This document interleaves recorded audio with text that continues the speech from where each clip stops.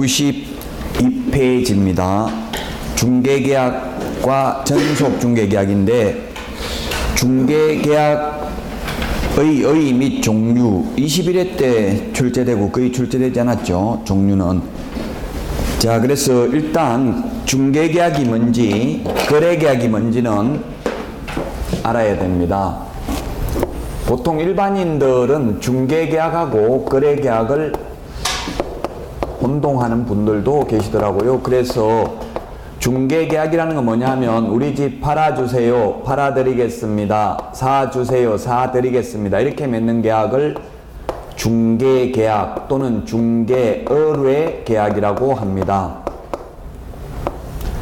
그 다음에 중개가 완성되었을 때 거래 당사자 간에 맺는 계약을 거래계약이라고 합니다.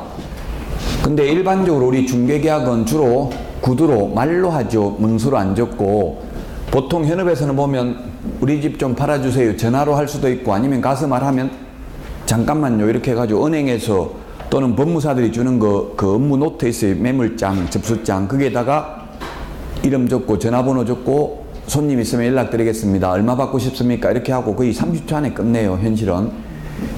저도 한 번도 문서로 중개계약을 적어본 적이 없습니다. 지금 이론적으로만 있지만 거의 말로 구두로 많이 한다고요.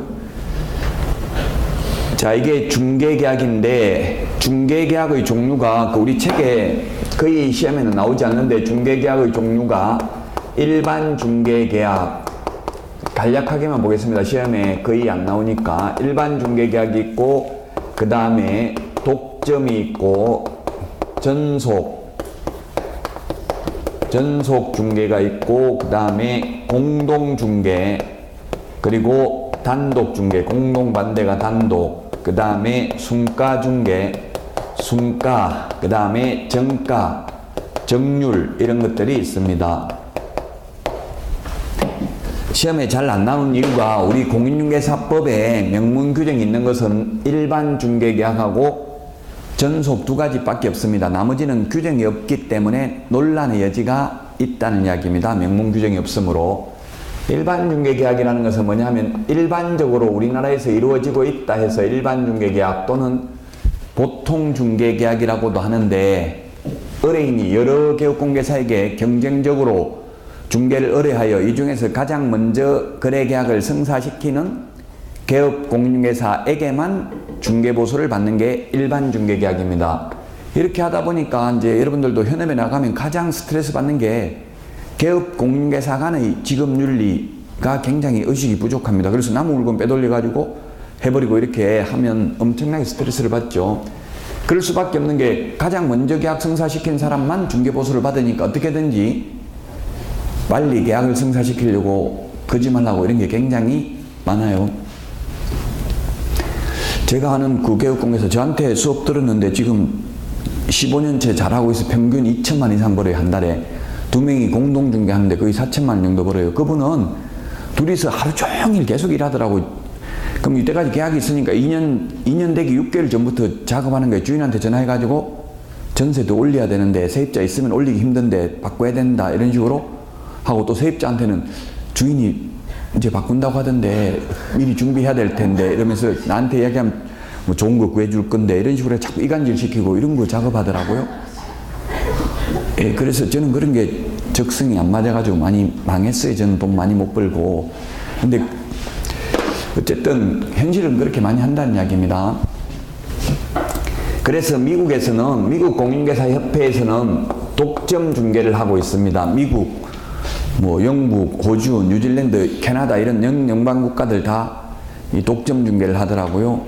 그래서 저는 2001년도 호주 시드니에서 충격을 받았는데 중개사무소에 밖에서 유리창에서 보니까 이게 모니터 화면, 컴퓨터 화면이 들어가고 있더라고요. 거기에 집주인 전화번호까지 다 적혀져 있고요. 가격 얼마인지 모든 정보가 다 공개되어 있더라고요. 우리나라에는 그때나 지금이나 우리나라는 뭐라고 써붙여놨어요. 전망굿, 올수리, 즉시 입주 가능 이런 것만 적어놨어요. 로얄청 그것만 보고 뭔지 아무것도 찾을 수가 없죠. 근데 여기는 주인 전화번호까지 적혀있길래 충격받고 이 전화해가지고 직접 거래해버리면 중개보수 못 받는 거 아니냐 이렇게 하니까 절대 그런 일 없다 하더라고요. 그래도 혹시 떼먹고 도망간 사람 있냐 하니까 저보고 오히려 미친 거 아니냐 이렇게 이야기하더라고요. 그 독점이기 때문에 무조건 독점을 맺은 개업공개사에게 중개보수를 줘야 됩니다. 누가 연락을 해서 거래를 해도. 그러니까 전화번호 다 공개하는 거예요. 지금도 우리나라에는 이렇게 못하고 있죠. 그 우리나라에는 독점은 없고 이제 그와 유사한 전속이라는 게 있는데, 전속도 전적으로 맡긴다 이 말이죠. 그래서 이제 우리나라의 전속 중개계약 제도가 도입됐습니다. 독점하고 다른 점은, 전속은 의뢰인 스스로 발견한 거래 상대방과 직접 계약을 체결하면 중개보수나 위약금을 받을 수 없습니다. 독점은 무조건 받는다고 했잖아요. 누가 계약을 하든지 간에. 그래서 우리나라는 전속을 했음에도 불구하고 의뢰인의 주소, 성명 등 인적사항은 정보를 공개하지 않습니다. 왜냐하면 직접 거래해버리면 중개보수를 받기가 어렵기 때문에 그렇습니다. 그래서 이 세 가지는 개업공개사와 의뢰인의 권리 의무에 따라서 분류하는 방식입니다. 공동, 단독, 이거 법조문에 없어요. 우리 법에 아무 때도 이런 규정이 나오지 않아요. 근데 현업에서는 단독을 양타 쳤다, 양쪽에 다 받는다 해서 공동을 반타, 단타, 또는 인천에 부평에 가니까 오늘 쪽 한 건 했다 이러더라고요. 쪽. 한쪽만 했다 이 말이죠. 지금 공동중개사니까 2명이 개입됐기 때문에 중개보수를 양쪽 다 못 받고, 개업공개사가 여러 명이라 하더라도 의뢰인은 중개보수 한 번밖에 안 주잖아요. 그래서 통상적으로 공동중개하면 아파트 같은 경우는 매도 의뢰를 받은 개업공개사는 매도인한테 받고, 매수 의뢰를 받은 개업공개사는 매수인한테 받아요. 그런데 통매매 이런 거를 제가 해보니까 다가구 뭐 20억짜리 이런 걸 중개하면 보통은 매도인이 더 많이 줘요. 매도인이 옛날에는 5천만 원 주다가 3천만 원 주다가 지금은 한 2천만 원 주는데, 20억짜리면 법정 보수만 해도 거의 2천만 원 가까이 되죠. 0.9니까 298, 1,800이잖아요. 그래서 2천만 원 받고 매수인한테 1,000만 원 받고 그러면 3천만 원이잖아요. 3천만 원 나누기 공동중개 2명이 했으면 2, 3명이면 3, 이렇게. 토지 같은 경우는 5명이 개입되는 것도 있어요. 이 파주에도 토지 많이 할 텐데, 토지는 그 마을 이장들이나 유지들 끼지 않고 하면은 힘들어요. 그분들한테 조금씩 떼줘야 돼요, 중개보수를. 그럼 여러 명이 개입되죠? 그럼 총 금액, 받은 금액에서 나누는 방법도 있어요. 토지나 이런 것들은. 보통 아파트는 거의 각자 그냥 매도 의뢰인한테는 매도 의뢰 받은 개업공개사가 이런 식으로 받잖아요, 현실은. 이게 공동중개 2명 이상이 개입되면 공동, 혼자서 하면 단독.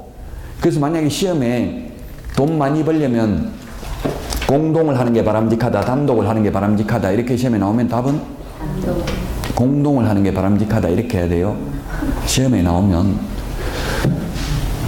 저도 실제 경험을 했는데 이게 이해가 되더라고요. 제가 군포에서 중개업을 하고 있는데, 서울에서 부동산, 그 네이버 부동산 보고 네이버에 다 매물이 광고를 해놨잖아요. 전화 왔더라고요. 대림이 편한 세상 30평짜리 지금 손님 데리고 가면 바로 데려갈 건데 계약할 거냐 묻더라고. 공동중개 할 거냐고 묻더라고요.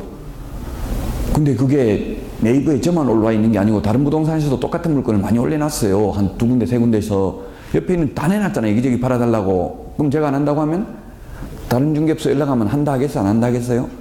하면 매도인한테는 받을 수 있잖아요. 매수인한테는 못 받지만 무조건 해야 되겠죠? 그 공동중개하면 3건, 4건 할 걸 혼자 하려다가 한 건도 못 할 수도 있다는 이야기예요. 그래서 여러 건수를 많이 하는 게 좋잖아요. 그 공동중개 안 하면 한 푼도 못 받잖아요. 안 한다고 해버리면. 그렇다고 해서 나한테 독점이 돼 있으면 안 한다고 버티면 되는데, 독점이 아니라 여기저기 일반 중개잖아. 우리는 다 내놨잖아요. 내가 안 하면 다른 사람이 먼저 해버린다고요. 그래서 빨리빨리 공동을 하는 게 바람직합니다. 미국 같은 데는 보니까, 미국은 뭐 50개 주가 각각의 나라나 마찬가지잖아요. 각각의 나라죠. 사실은 법도 다 다르고 이러니까. 그래서 중개보수율도 다 달라요. 보통 미국은 4%에서 한 8% 정도 되더라고요.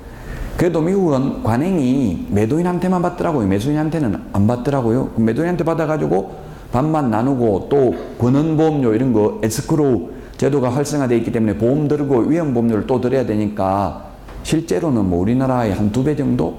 미국이 더 편하다고 봐야 되겠죠. 왜냐하면 미국에는 체크리스트만 작성하고, 우리처럼 권리분석은 권리분석사가 합니다. 또 이행 업무는 에스크로우 업자가 합니다.